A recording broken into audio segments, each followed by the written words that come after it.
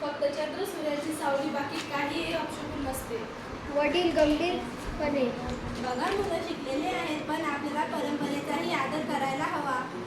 आई शांतपणे, होय, पण परंपरेत तथ्य नसेल तर विचार करायला हवा. घोषणाबाजीसह सर्व पात्रे स्टेजवर येतात, टाळ्या वाजवतात, जोरात ओरडतात. सर्व अंधश्रद्धा मोडून टाका, विज्ञानाचा प्रकाश पसरवा, जुने रूढी परंपरा नाही चालणार, नाही चालणार. घोषणा थांबून आजी पुढे येते. आजी, थांबा थांबा, तुम्ही मुलं कितीही घोषणा करा, पण ग्रहण पाळायचं ते पाळायचं. आम्ही आयुष्यभर जे केलं तेच खरं. स्वरा प्रेक्षकांकडे बोट दाखवत, ऐकलत का? आजी म्हणते, ग्रहण काळात भाजी चिरली, जेवढं पाणी प्यायलं तर अपशकुन होतो.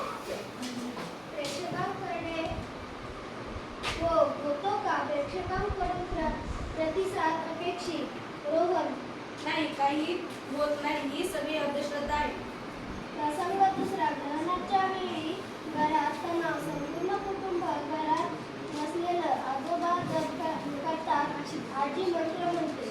आजी, स्वयंपाकघर बंद ठेवा, काही शिजायचं नाही, ग्रहणानंतर सगळं शुद्ध होईल. स्वरा खटाळपणे, म्हणजे आता पोटाला भूक ग्रहण होईपर्यंत थांबवायची. आजोबा रागाने. मुली, ज्येष्ठांच्या बोलण्याची थट्टा करू नकोस. रोहन, आजोबा, आम्हाला शिक्षकांनी सांगितले की ग्रहणास वैज्ञानिक कारण सूर्यमालेत आहे. चंद्र पृथ्वीच्या मधून जातो म्हणून सावली पडते. यात भाजी, जेवण, पाणी याचा काही संबंध नाही.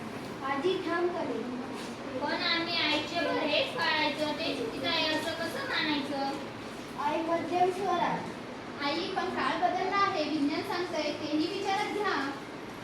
वडील गंभीरतेने. बरोबर आहे, पण आई बाबांना सरळ विरोध करणं योग्य नाही. कुटुंबातील वाद. आजोबा, अरे मूर्खांनो, आम्ही इतक्या वर्ष मंत्र श्लोक उपवास केलाय. ग्रहण म्हणजेच अशुभ त्या काळात केलं तर पाप लागतं. कदाचित. आजोबा मध्ये थांबतात.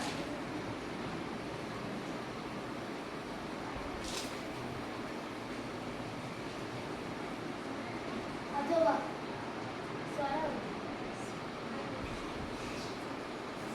स्वरा. आजोबा, देवाला प्रसन्न करायचं तर मन शुद्ध ठेवावं, कशी ठेवणं, पाणी टाळणं यात कसला? आजी चिडून. ही मुलं शाळेत जाऊन बिनडोक झाली तर हे जुनं सोडलं की घराचं सुख नष्ट होतं. रोहन, पण आजी, जुनं सगळं खरं नसतं. आपण सूर्यग्रहण पाहतो, हे सगळं पृथ्वी, सूर्य, चंद्र यांच्या हालचालीमुळे होतं. यात आपल्या जेवणाचा पाण्याचा काहीही संबंध नाही. वडील मध्यम स्वरात. हो, काही मुलीत काही चुकीचं बोलत नाही, पण आई बाबांचा मान ठेवायला हवा. प्रसंग तिसरा. मुलांची शंका आणि निश्चय. रोहन व स्वरा त्यांच्या मुली बोलतात. स्वरा, आपले आई वडील आपल्याला सपोर्ट करतात, पण सरळ बोलायला घाबरतात. रोहन, हो, त्यांना आपल्या आजी आजोबांचा आदर आहे. आपण काहीतरी करूया. स्वरा. अगदी आपण पुस्तक, चित्र, व्हिडिओ त्यांना दाखवून म्हणजे त्यांना पटेल. मुलं बाजूला जातात, पण आवाज उंच ठेवतात, जेणेकरून प्रेक्षकांनाही ऐकू जाईल. स्वरा. बघणे रोहन, आपले आई वडील आपल्याला समजतात, पण आजी आजोबांना पटवायला गजवत नाही. रोहन, हो, म्हणूनच आपल्याला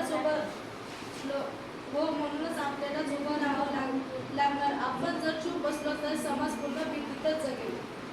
दोघं मिळून घोषणाबाजी करतात. अंधश्रद्धा हद्दपार करा, ज्ञान विज्ञान स्वीकारा. प्रसंग चौथा. पुरावे व प्रात्यक्षिक. ग्रहण जवळ येते. मुलं मोबाईल, पुस्तक घेऊन आजी आजोबांसमोर येतात. रोहन, आजोबा, बघा, हे पुस्तक इथे साफ लिहिले की ग्रहण फक्त सावलीमुळे होतो.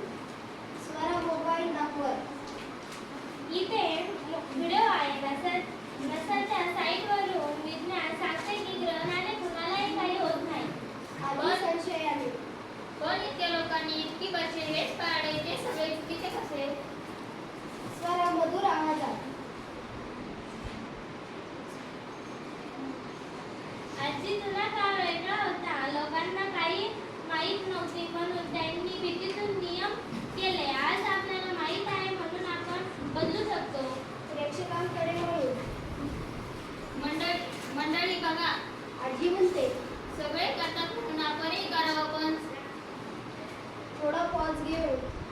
सगळे विहिरीत उडी मारले तर आपणही मारू का? प्रेक्षक टाळ्या हशा देतील. सर्व मिळून हातात हात घेऊन घोषणाबाजी करतात सर्व. ग्रहण म्हणजे सावली भीती नाही, अलर्ट